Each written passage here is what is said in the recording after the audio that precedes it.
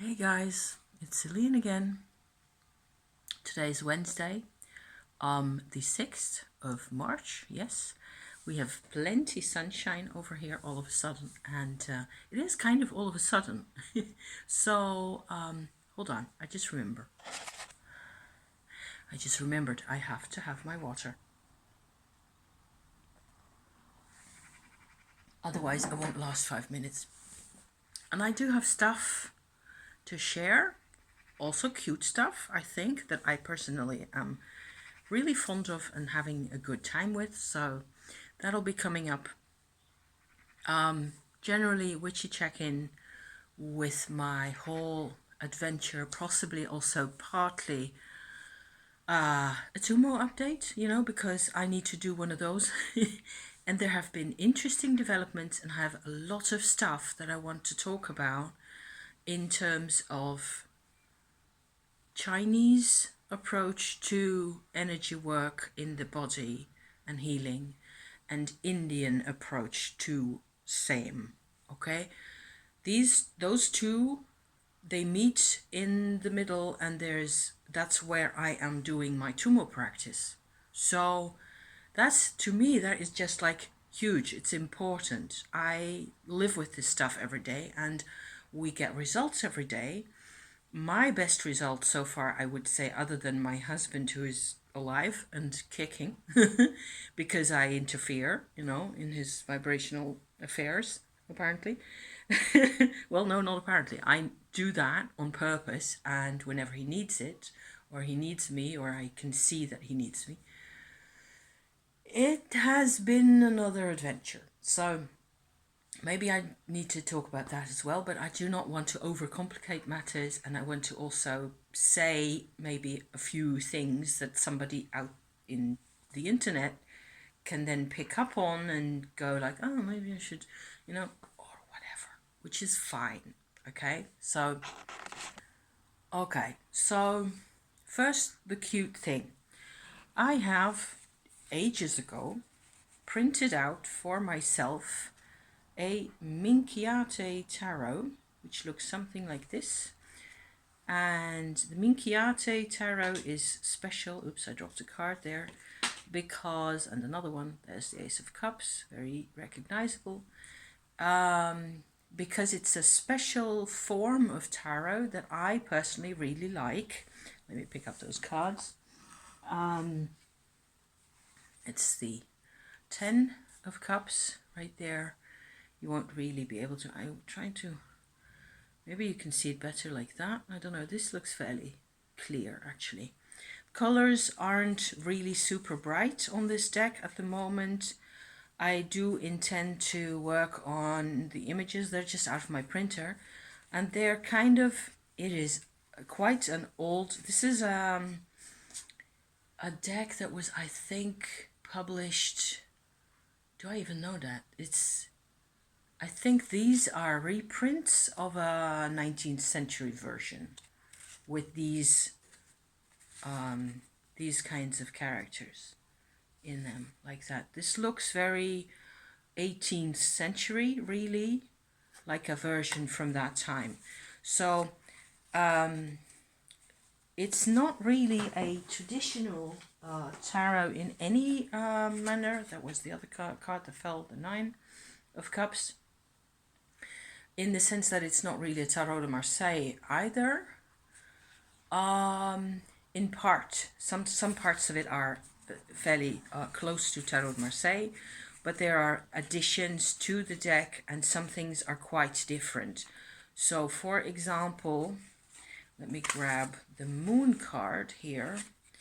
This is one way of how this is a different kind of a tarot deck.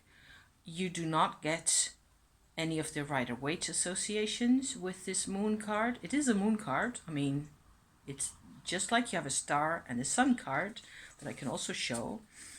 Here is the star in the Minchiate. Oh, that's actually fairly good. And you can see the color really well. And the sun is like this, with a pair of human figures at the bottom right there.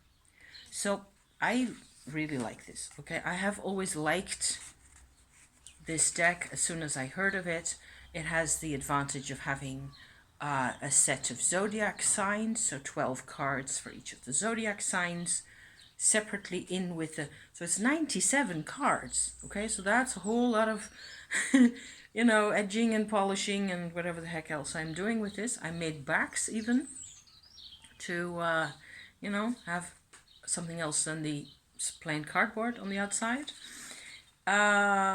The moon card, okay, that I was trying to talk about, this actually has a figure of somebody who is either a timekeeper or somebody who does measurements in some way or form, because he has a, what's that called?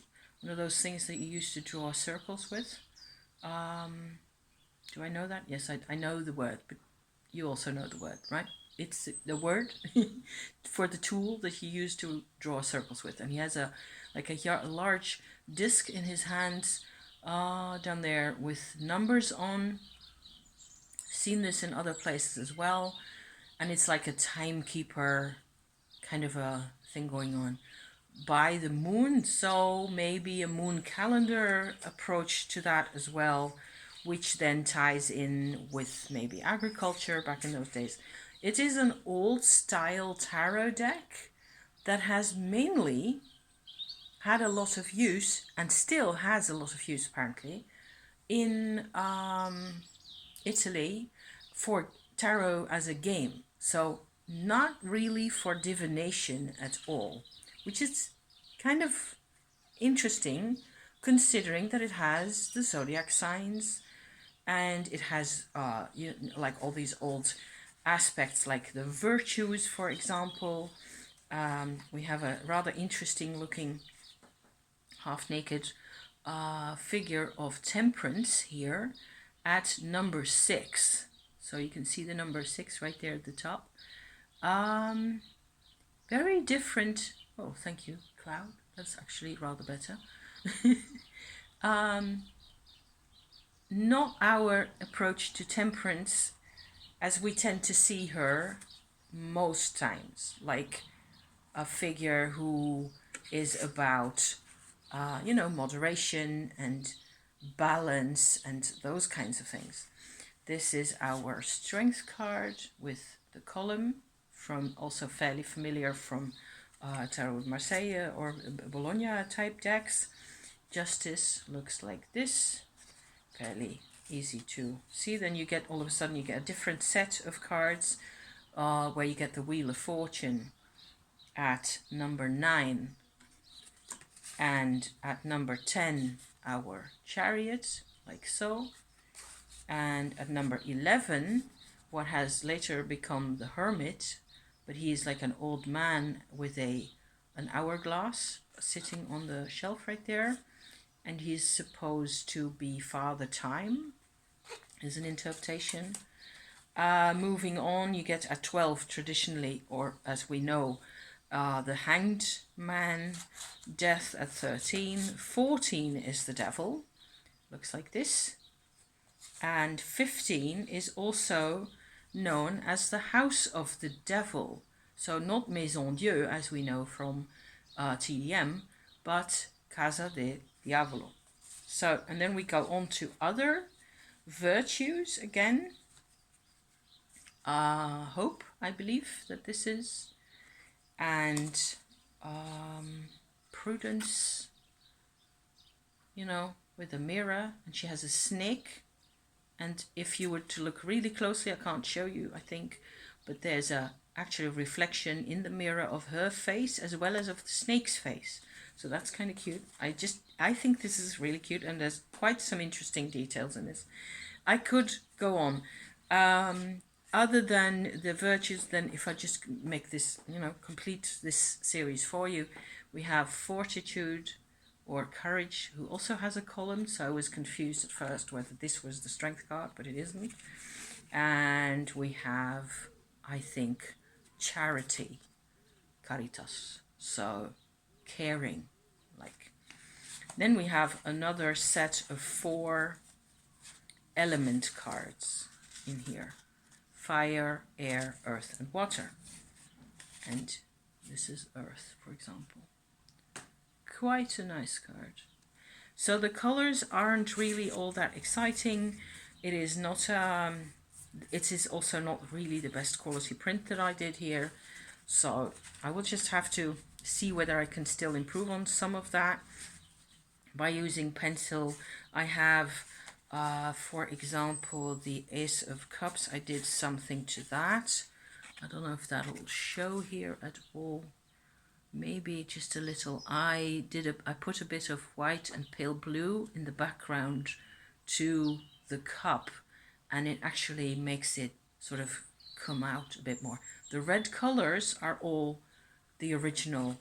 It's like this whole deck is very red and neutral colors, and here and there is a bit of blue and yellow sometimes, and there's also greens. The greens are really pale, and that is more or less what it's like. So I am finding that I'm trying to sort of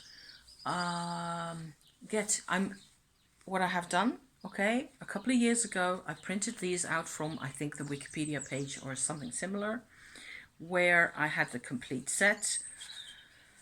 I stuck them onto cardboard using wallpaper glue, which is what I've been doing for years. Sometimes when a deck is harder to get or out of print or unaffordable for me, I will do that. I'll just print out the cards. It's only for my own use anyway. And then afterwards, what I always need to do is, make sure that the corners are nice and sort of easy to work with. I hadn't done anything to the corners, so they had really pointy corners, like sharp edged corners like you get on a lot of Tarot de Marseille decks. So that is historical, to have really rectangular, angular kinds of cards.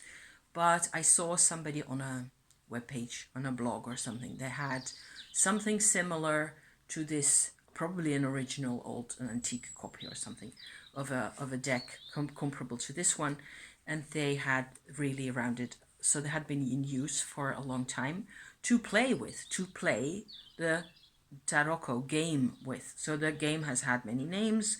There is different versions of the game, and the game actually still gets played in Italy, especially in the countryside, I believe.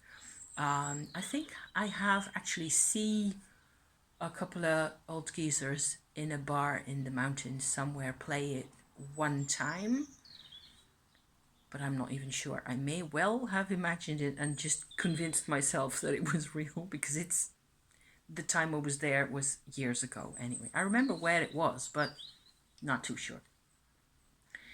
You can look it up how it works as a game online fairly easily. Certainly if you can do a little bit of Italian, which I sort of can. If my brain works, then I can manage that halfway through at least. I've never really done a lot with card games myself, so other than solitaire, I am no use as to card games. So I've been doing this, and I'm halfway in, which is why I'm showing you only half the deck, because the other half is still out there and it needs a lot more work. Polishing the edges. I'm using really fine sandpaper, like polishing paper for that, and I'm also putting on yellow ochre paint around the outsides, and it just ends up having a really nice texture. Doesn't really come across in the film footage quality, camera quality that I have here, but it looks quite convincing once it looks like this, that it's something from a different time era, really.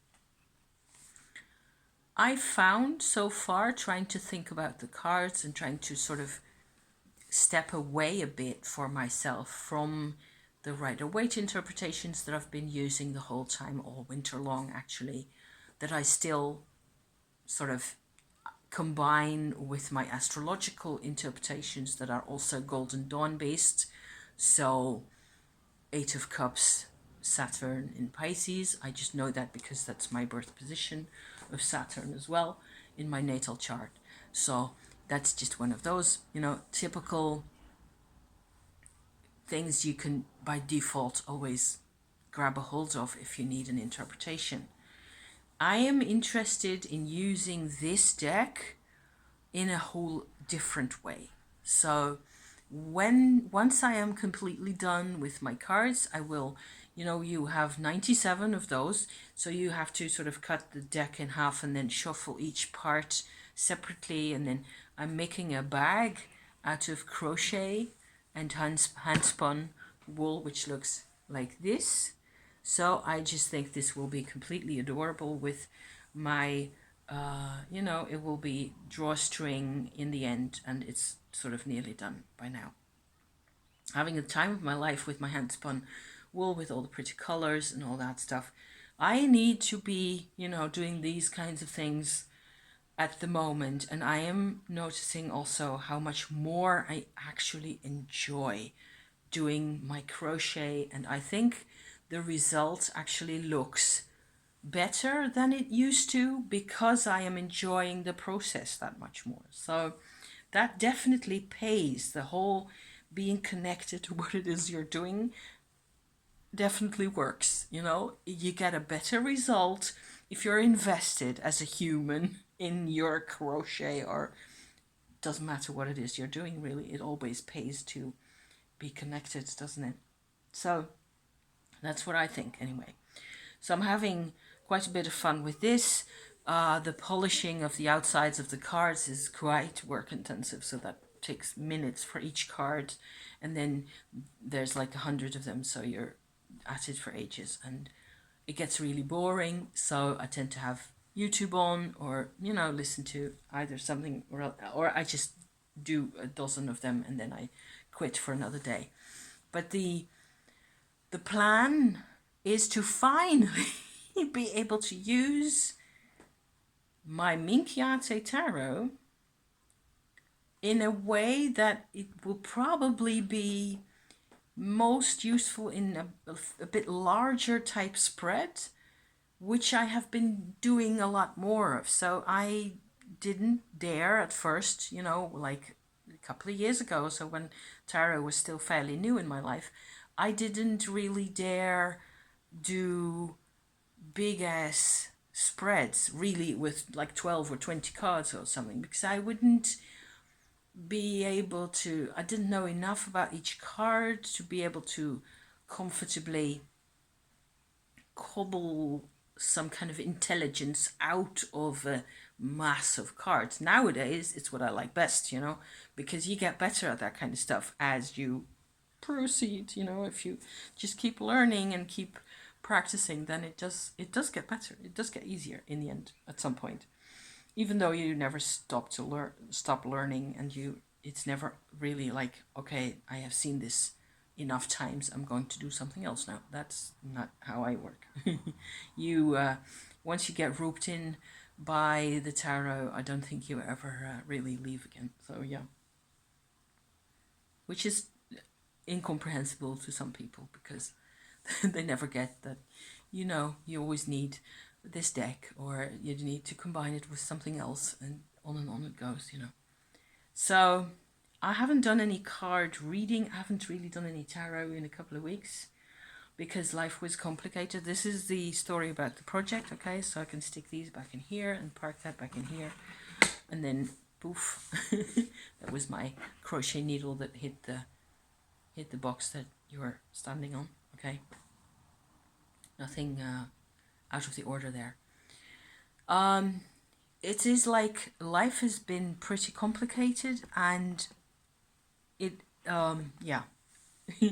So it's complicated. There's also a lot of learning in terms of energy work and so on at the same time going on. I'm kind of hoping that I'm managing to put some things across. So probably the most important new development in terms of Tummo. Okay, so we're leaving the crochet and all that, the tarot at this point, because I don't think I've got any more that I need to be sharing around that for now. As it is, the most important change for me has been that I'm becoming much more aware of my chakras now. So I suppose that there are lots of people who are naturally aware of their chakras, who have a more active third eye already, you know, maybe even as, especially as children or as they grow up, you know, that is how they've always gone about in their life, that they know what chakras are, they can see them or feel them or connect, you know, to them, and that is really, you know, it's a normal, natural part of their lives for them. However, that being said, I do believe that there are quite a number of people who live like that, who live with their chakras and with their third eye active and all that. So, other than that, I am surprised each time at how much on the internet about the chakras, about the basic information that is given about chakras, is copy pasted one from another site over and over and over and over and over again. Okay? So if all those people had real, I'm being a bit of a conspiracy theorist here, if all those people had genuine, personal, direct experience with working with their chakras, they wouldn't be all saying exactly the same thing, in my opinion. So there's that.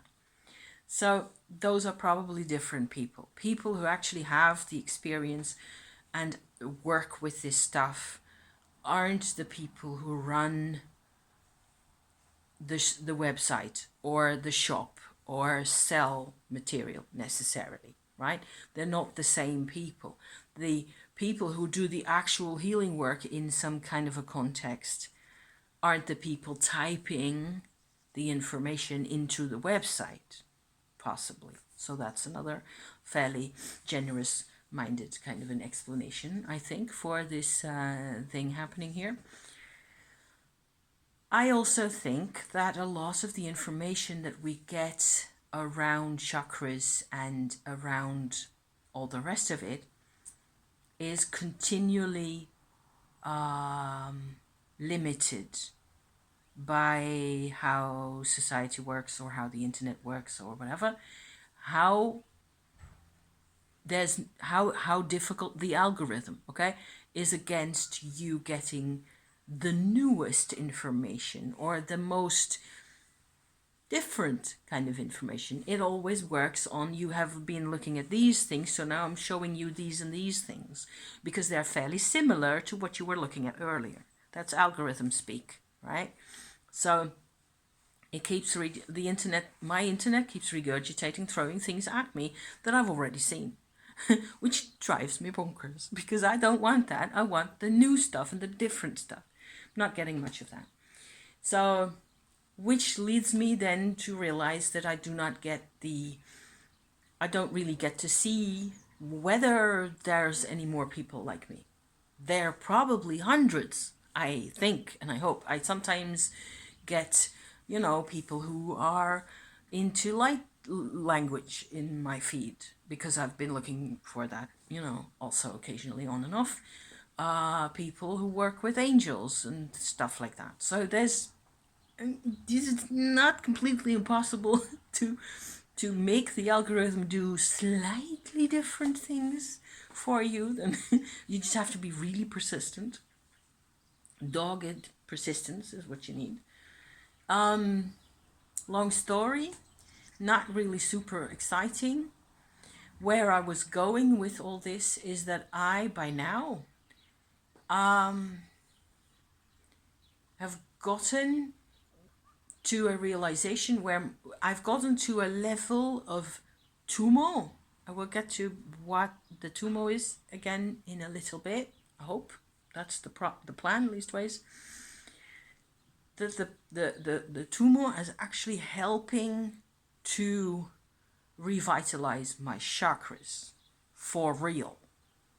So there's been a little bit about chakra activity on my channel before. I have done a couple of instances where I talked about this or the other aspect where I suddenly had a realization or I felt that this particular chakra was responded to a particular, to crystals or something like that. I don't know. It's a long while ago. and not a lot of it recently, certainly not, because I think that most of my whole chakra lineup was either completely inactive, whatever that really means, or it was only active in a way that I was completely unaware of. That's also quite possible, of course. Even though I'm doing energy work every day, there's still ways where they do the job without me realizing or being a part of that necessarily. As it stands now, that has completely changed. Chakras are a part of my life now. Yay! So that's actually kind of awesome, because I'm also finding, which is why I'm sitting here, because I'm kind of knackered and no, hang dog again. But it feels pretty good when I can, work with the chakras. It looks like what it looks like to me at this point, at the end result of as the end result of a fairly long process and searching, and studying and working with the energies, is that the fact when the chakras are more active, your life becomes more your own. It is like everything is more personal. You also feel stronger and more integrated psychologically. So those are big pluses, seeing as where my life comes from, chaos and pandemonium and misery and trauma. This having this sense now of this sort of a new energy identity, I suppose that you might say, coming out of the old, that feels really good. And it's not a thought that it feels good, it actually feels good. It feels, you can feel it here, wherever suddenly, they're alive. They are alive. It's like having kittens in here, in your, they're happier than they were. And that is sort of something I register, because the big change because of this came because I started getting enough Tummo energy up through my throat and in the front of my my face, so behind my face, so the front of my head really, and then in here. Once I got a minimum, I suppose, of third eye activation going with my Tummo, from there on out, I started going like, oh, hold on, this is the type of vibe that I should be looking for. And so the next one after this actually was my third chakra, the stomach area, the solar plexus. That one got energized more and more. Quite a bit of work energizing them with Tummo. Okay, so let me see. This is already half an hour. Good Lord. Maybe here for a little bit longer. About the Tummo. Okay, so if you've never heard me talk about Tummo before, this is a form of energy work I've been practicing for over 4 whole years now. And that means every day, more or less close enough to every day. I do not want to really skip a day, either in the morning or in the evening or both. It is Kundalini Yoga, where you allow your Kundalini or Shakti energy, as I tend to call it, to rise in your body to 3 different levels. At those levels are what in Chinese medicine are called dantians. There's no other word really for dantian in Western speak, or in India even. I have searched quite a bit online to find whether there's a version of this that would be in use in India, because I can't really understand why Indian, sages and gurus wouldn't use the same approach. I've never found a clear reference to what is in China, in Chinese medicine, known as the dantian. The dantians exist to transform your Shakti, your Kundalini energy, into something that is more useful and more manageable at that level that it's at. So there are 3 dantians in a human body, whether you're Asian or European or American or somewhere else. Your origins, are doesn't matter at all. The anatomy of the human, male, female, child, doesn't matter at all, is the same. So the first dantian sits at the level more or less of your hip bones, the top of your hip bones, and slightly under where it turns out that your second chakra is going to sit. I've known that for quite a while myself.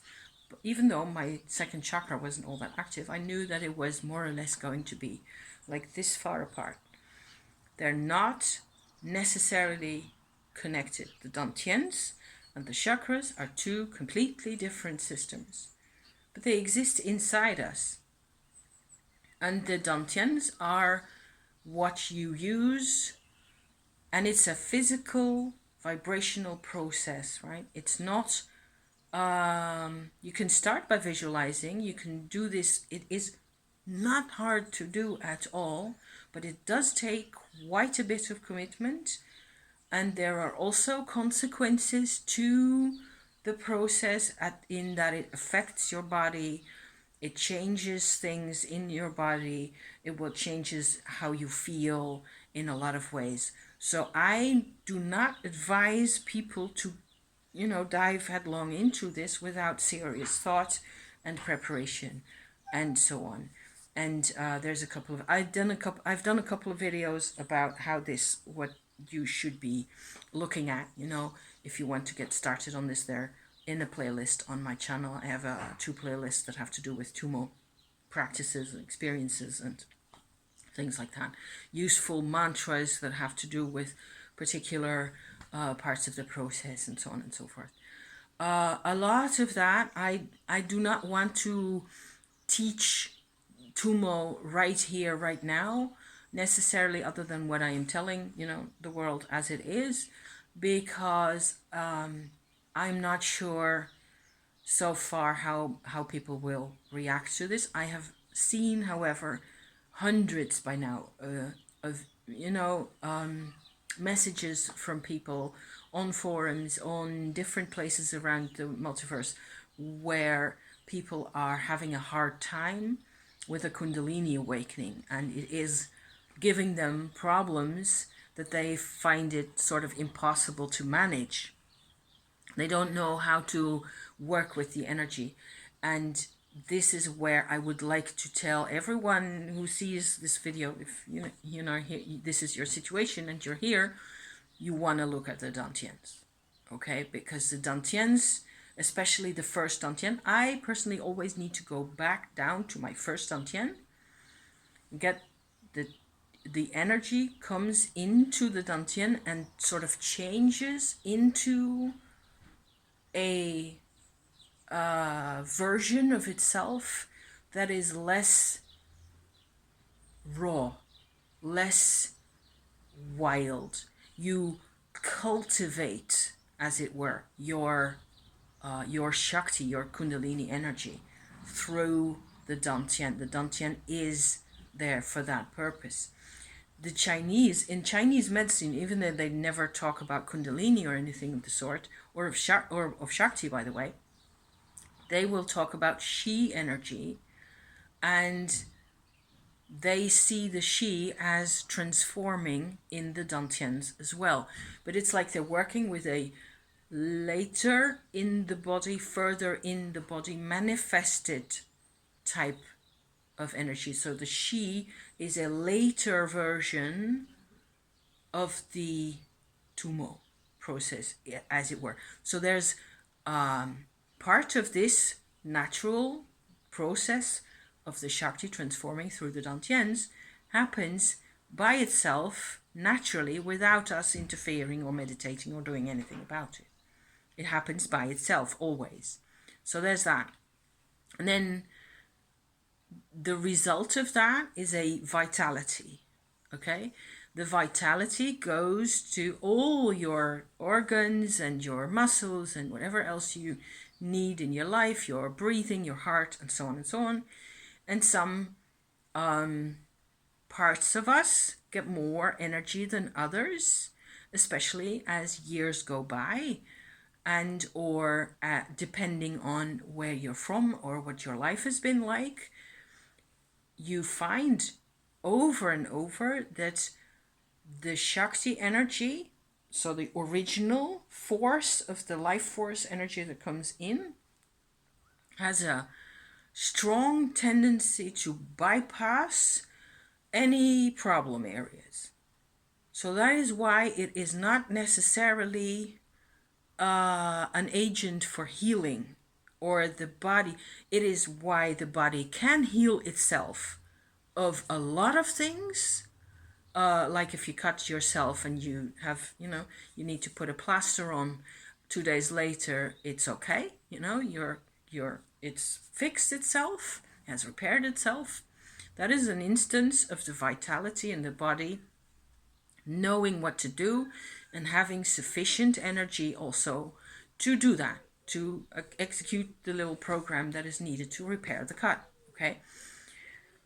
Other types of problems, like for example me with my terrible eyesight, take a bit more work. And in between or alongside like year-long and generation-long problems like inherited physical ailments and problems like that, alongside that, there's also emotional and traumatic damage to your whole apparatus. That crows, birds are all over the place. It's springtime, yes. So, however, the Shakti bypasses, okay? The Shakti has a lot of work to do. It will plummet into your body, do whatever it can get access to easily enough, get that going, keep you alive. That's what it will generally try to do. It will keep us alive more or less no matter what, whether it's really possible or not. In the most horrible and painful situations, people are still full of full of it. Keep going. People are irrepressible because of this. Because of this, their bodies want to live.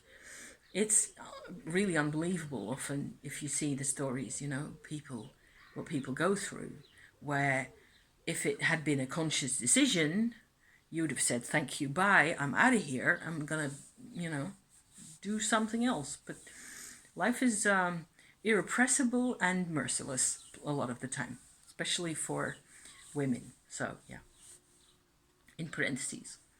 So, back to the Dantian business. What you have to do is you have to sort of reacquaint yourself with how it feels, and you have to be aware of where the Dantians are and sit there and concentrate and focus and get them really together. And then at some point the Dantien goes, hey, I can work with this. I can use this. And then you feel the Shakti becomes what I call Tummo energy by that time. Okay, it solidifies in a way. It becomes inner heat, which is why Tummo and inner heat. This is why Tibet sits right in the middle of China and India, which is not a coincidence, I think. So, yeah. This type of Tummo energy then, is much easier to use. And what I still think is my best and most glorious example of saving my own life with Tummo energy is that the fact that I am in the middle of menopause, and I still fairly occasionally by now get blockages in some type of energy blockage in my female organs, and everything in my life becomes miserable and dramatic and cold and painful, and I get sciatica and neuralgias, and I get headaches and everything is a nightmare. If I then do manage to squeeze in my Tummo practice, as I have diligently been applying myself to to keep that on the road as best I can, and then at the level of the first Dantian, is it like some kind of a trick? It's like a magic trick where I let the Tummo sort of go back down. It is no longer pure Shakti. And as it goes into my female organs, into my uterus like that, and sideways to my ovaries, everybody calms down. Everybody's happy again. They absorb the energy. It feels really different. And all the rest of me is like, oh, thank the Lord for that. Or the goddess, rather. And my muscle pains disappear, my aching joints, all the rest of it is just, yeah.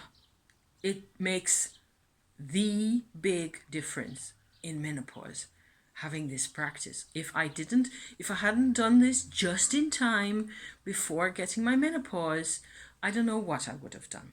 Because the aches and the pains are endless and it just goes on and on forever. So, this I have known for a couple of years now. In the winter time, especially winter, is fairly hard on me. At some point, I just don't get enough sun anymore. And it rains endlessly and it's, grey and unpredictable weather. And I need me some sunlight. I just, by now, this is why I'm sitting here. Even though it gets a bit chilly now because cloud cover is coming back in again. So maybe I should just close my door here. So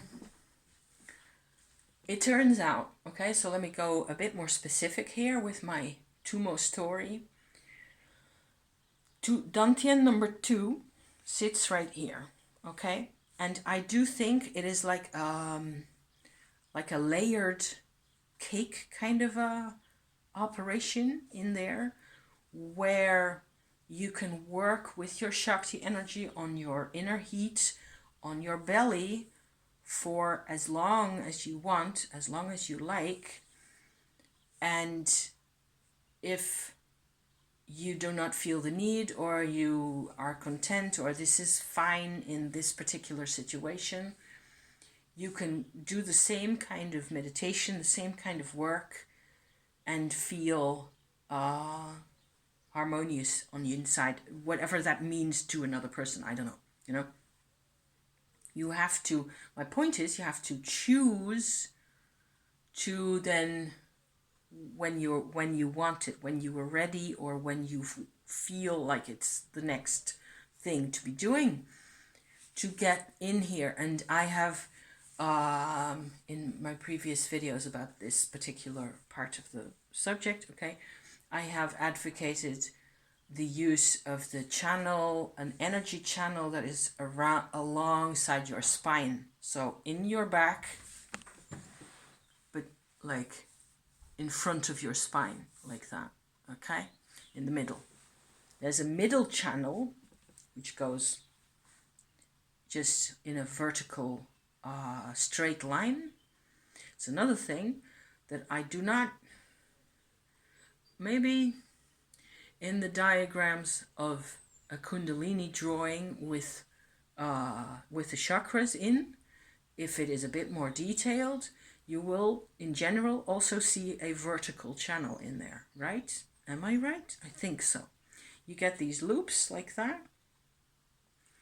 And then you have a middle channel that is just vertical, one straight vertical line.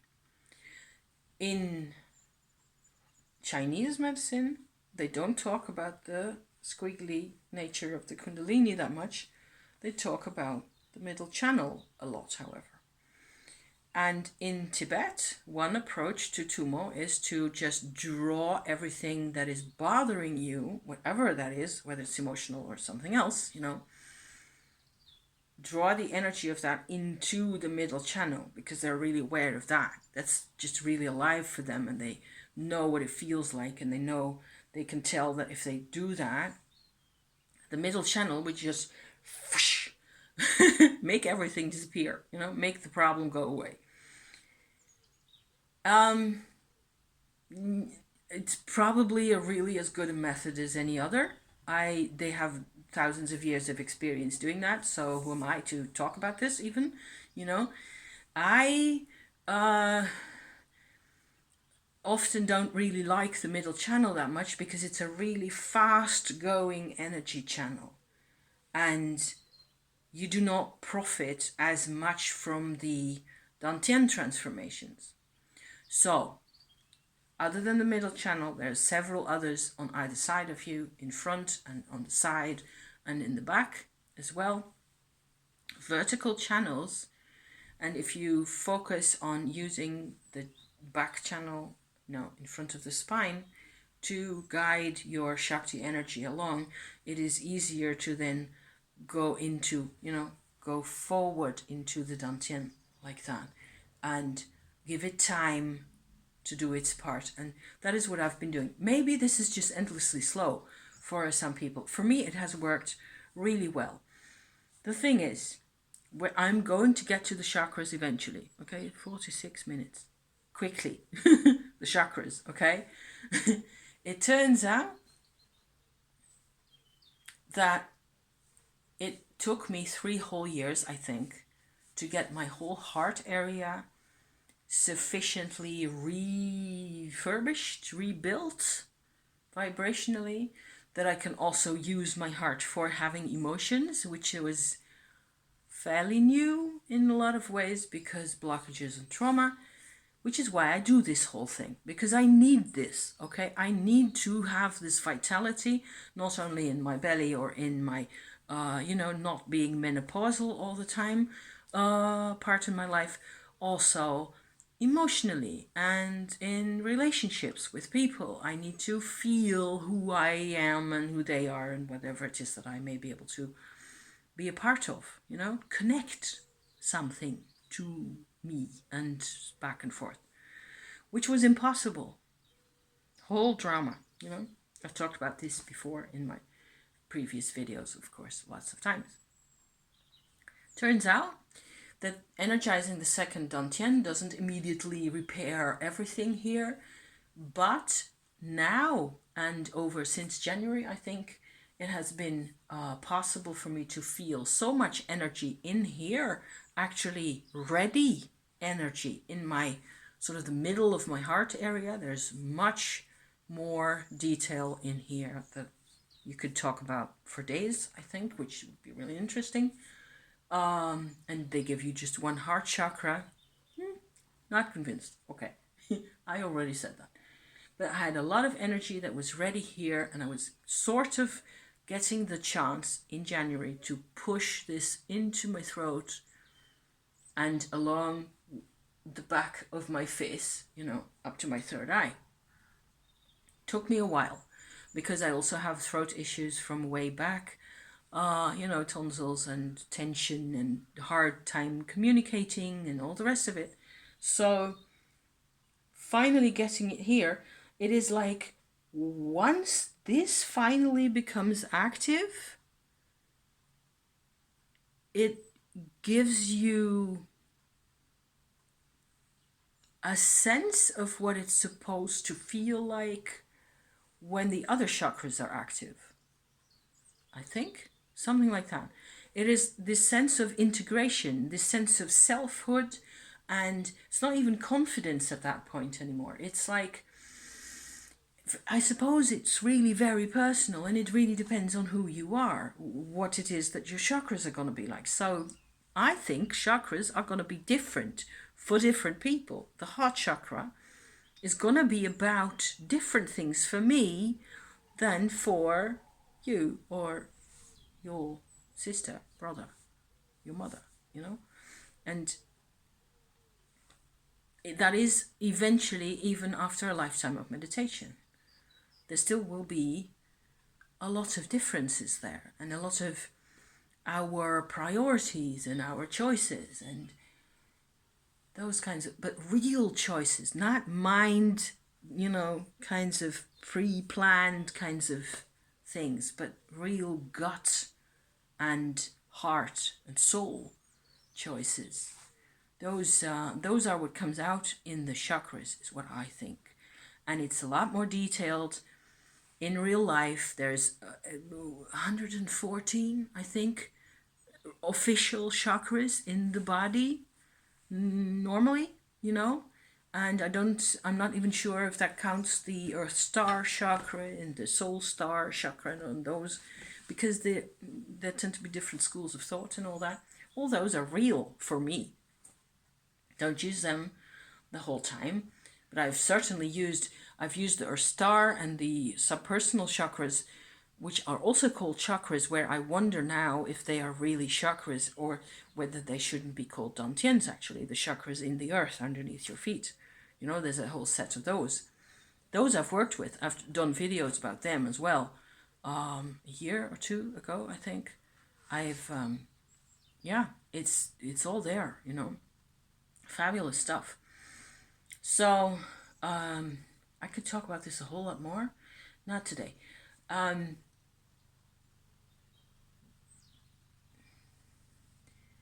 Now, at this point, not all my chakras are equally active. I can still very much tell the difference. But I suppose that getting this one online, as it were, and I'm not even sure that it does everything it's supposed to do, because you can't see anything, of course, or I can't even necessarily feel anything. I just feel a very strong sense of, okay, things are finally coming together, or there's more clarity, there's more ease in a lot of ways. That is sort of my message in my third eye. It's like self-resolving patterns, in a way, is what I get. And this kind of a principle then applies to all the other parts of me. My throat chakra is not okay as yet, I think. It also has a lot more that it is doing the whole time. It is always navigating, and it is always talking, and it is always, trying to express myself without going overboard and that kind of stuff. So my throat chakra has always had a hard time. My heart is alive and feels like the heart of a 4-year-old, which is wonderful. And most times especially if I get enough sun, thank you, I feel fairly confident that I can, manage my days and manage my life and do the things I'm supposed to be doing, whatever that means.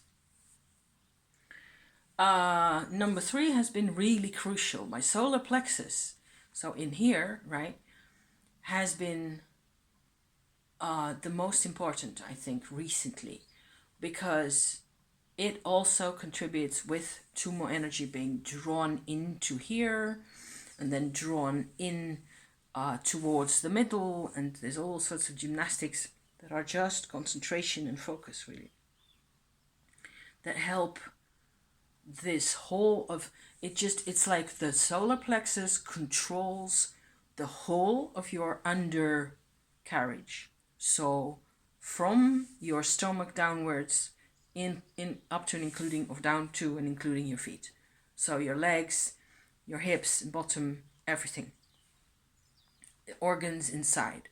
It is like the solar plexus, the third chakra, has, for lack of a better word, authority over all of this under part, of you. The body that is also, a reproducing, theoretically at least, I never had children myself, but, a theoretically reproducing system that continues on for us through time. So we are here because our forebears took it upon themselves to have a life in one way or another.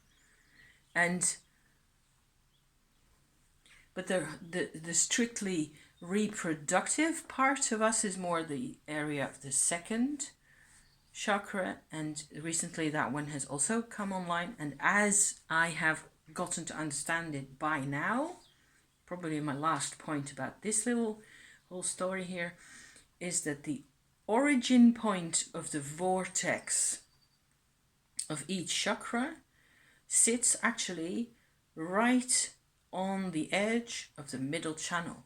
So not on the backbone, not in here, but halfway where, you know, the vertical channel is, like that much, I think, walnut size, give or take, you know, of the middle channel.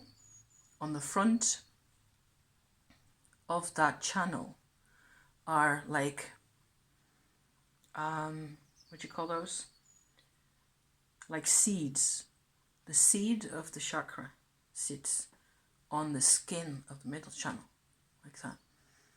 Because that's when I'm deep in my meditation, okay, I was thinking, I was focusing on that area, and I suddenly got really close to that point, and my second chakra actually made itself available for the first time that I really noticed. And that one is also like halfway, maybe 30%, 40% active by now. And the other 60 is still like in hold mode or in getting through life on automatic pilot mode, that kind of thing. This was a really long story. I hope this was worth listening to, you guys. There's loads more. There's so much more. And if you want to talk about each thing, you should make a series of videos, you know, each time going into a detail, and make it about 20 minutes long instead of this endless session like this. I'm sorry. This is what I can do at the moment, so here we are. Thank